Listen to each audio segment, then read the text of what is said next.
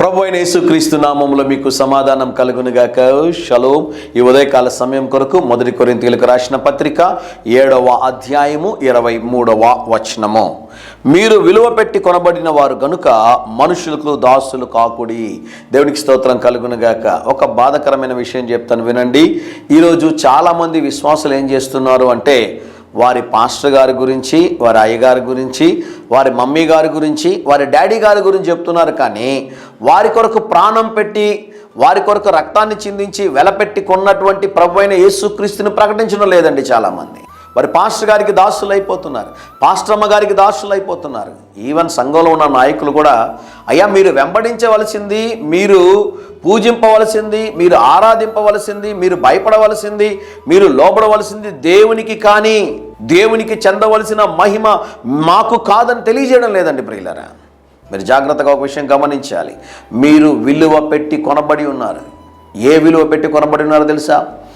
దేవుని యొక్క శ్రేష్టమైన శిలువ రక్తము చేత మీరు కొనబడి ఉన్నారు. ఒకసారి ఒక ఇంట్లో ఒక ఆయన వారి కొడుకు దగ్గర ఒక చిన్న రాయి ఇచ్చి, ఈ రాయి విలువ ఎంత కనుక్కొని రాబోరా అన్నాడంట. వాడు వెళ్ళిపోయి ఆ వీధిలో ఒక కిరాణా కొట్టు ఉంటుంది కదండి, ఆ కిరాణా కొట్టుడి దగ్గరికి వెళ్ళి, అన్న నా దగ్గర ఈ రాయి ఉంది, మీకు అమ్ముతాను, ఎంత ఇస్తారని అడిగాడంట. ఆ కిరాణా కొట్టోడు చెప్పాడంట, 5 రూపాయలు ఇస్తాను అన్నాడంట. 5 రూపాయల? అక్కడ నుంచి ఇంకొంచెం ముందుకెళ్ళాడు. ఇంకొంచెం ముందుకెళ్తే ఈ మార్బల్స్ అవి తయారు చేస్తుంటారు కదండి, వాళ్ళ దగ్గరికి వెళ్ళాడు. వాళ్ళ దగ్గరికి వెళ్ళి ఈ రాయిని చూపించాడు అనమాట. అన్న ఈ రాయి ఉంది నా దగ్గర, మీరు ఎంత ఇస్తారు? వాడు చూశాడు. చూసి ఆ రాయిని చూసిన తర్వాత వాడికి ఏమనిపించింది, 5,000 ఇస్తాను అన్నాడంట. ఇదేంటది, కిరాణా కొట్టోడేమో 5 రూపాయలు అన్నాడు, ఈ మార్బల్ షాప్ వాడేమో రాళ్ళు తయారు చేసేటటువంటి వాడి దగ్గరికి వస్తే 5,000 ఇస్తాను అంటున్నాడని చెప్పి వాడు ఏం చేశాడంటే, దాన్ని బంగారంగడుల దగ్గర తీసుకుని వెళ్ళాడంట. బంగారంగడుల దగ్గర తీసుకుని వెళ్ళినప్పుడు వాళ్ళు దాన్ని చూసి, ఈ రాయి చాలా విలువైంది, దీన్ని 5 లక్షలు ఇస్తాను అన్నాడంట. ఒకడేమో 5 రూపాయలు అన్నాడు, మరొకడేమో 5,000 అన్నాడు.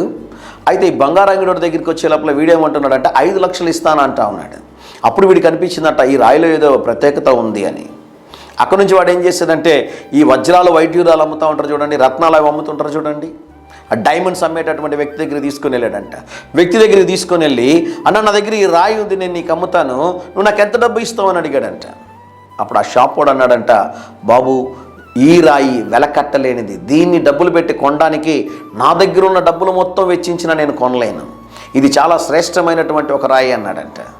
మనం కూడా మనల్ని చూసేటటువంటి వ్యక్తులను బట్టి మన విలువ ఉంటుందండి.